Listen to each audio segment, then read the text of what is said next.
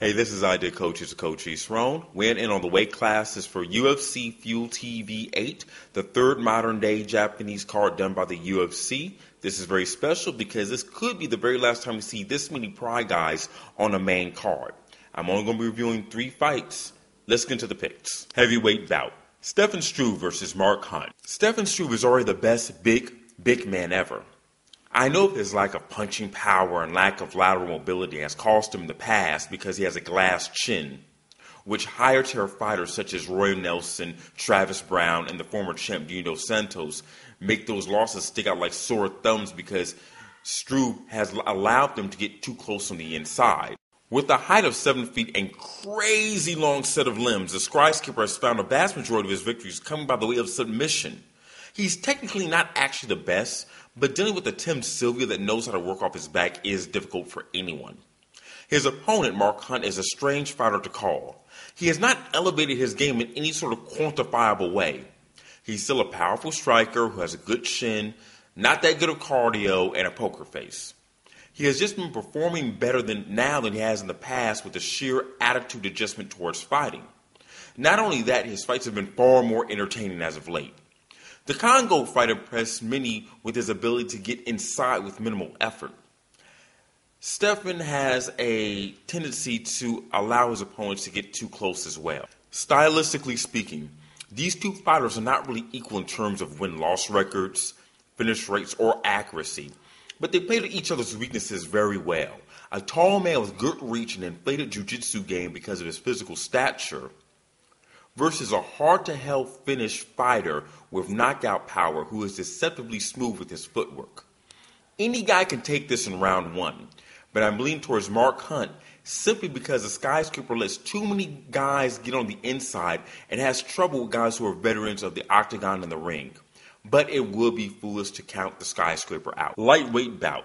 Takanori Gomi versus Diego Sanchez. The highlight lightweight bout of the night is very intriguing. If I was to do this back in 2009, right after Gomi's uneventful Sengoku run, I would say Diego has this hands down.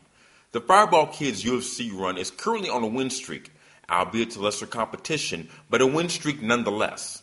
Sanchez's problem is that of Murilo Ninja Hua's problem.